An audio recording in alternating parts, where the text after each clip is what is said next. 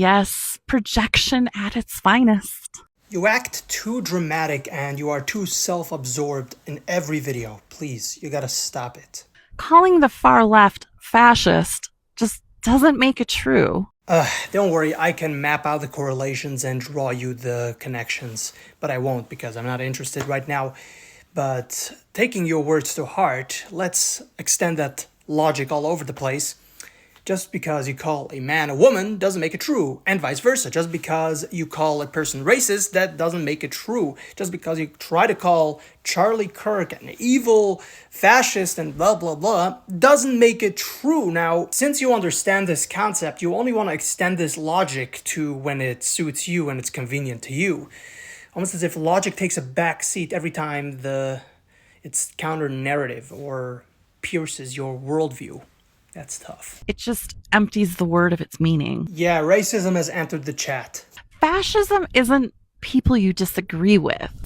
Interesting. Go on. Fascism is defined by authoritarian power, suppression of dissent, ultranationalism, loyalty to a strongman, and the merging of state and corporate power.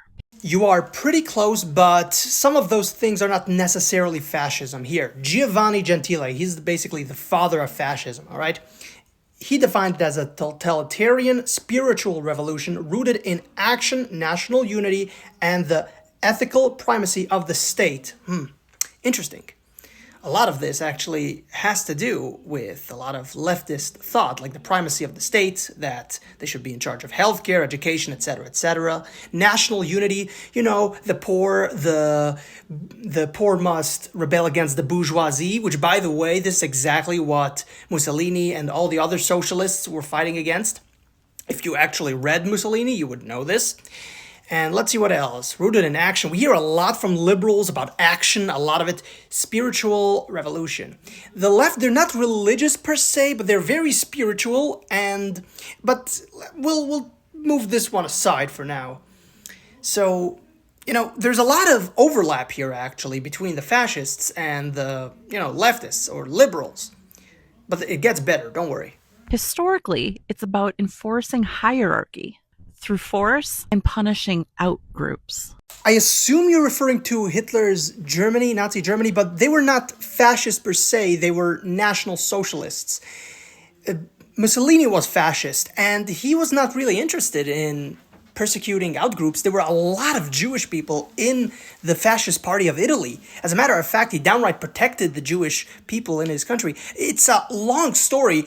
This equation between the fascist Italy and Nazi Germany is highly skewed and incredibly dubious, actually. So you're gonna have to revisit a little bit of history. I can teach you, by the way, what actually happened there, but I don't think you're gonna take me up on it. Would you? Wanting expanded voting access, labor protections, healthcare, or civil rights isn't fascism. Two of those things could be fascism, not necessarily, but could. The healthcare, as we already talked about, as well as the labor protections. Criticizing speech isn't fascism. Yet every time we do it, when we criticize what you guys are saying, you call us fascist. Interesting how that works, right? Arresting critics is. Right, like when Joe Biden had arrested those who trespassed on January 6th, or those pro-lifers who were also arrested for protesting abortion near a abortion facility, right? I'm sure you mean that, right? Protesting power isn't fascism. Yeah, that's exactly what Hitler and Mussolini, both of them actually did. They were protesting the powers that be so they can get into power, right? Demanding loyalty to one leader is. No, that is occultism or totalitarianism, not necessarily fascism. If you have to redefine fascism to win the argument, you already lost it. Yo, Samuel, bring me the mirror. Anyway, but let's do a little thought experiment. I bet you that you support the teachers' union, right? Here's the fun part. The teachers' union is by definition a literal fascist organization. Because as we know, as Giovanni Gentile described fascism, it is the merging of corporate interests, the trade unions, and the state. for labor protections, right? As we already discussed, right? So the teachers union, which is a union, a organization of teachers, of course, they donate to political candidates to get those people elected so they can get more money from the government for their benefits. A merging of the corporate or trade unions for their interest. That's literal fascism. That is the definition of fascism. But you support that, right? Yeah.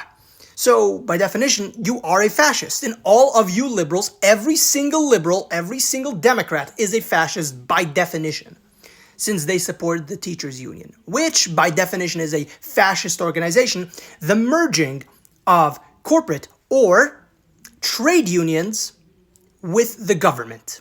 That is the pinnacle of fascism. Yeah. You should not be throwing stones at anyone.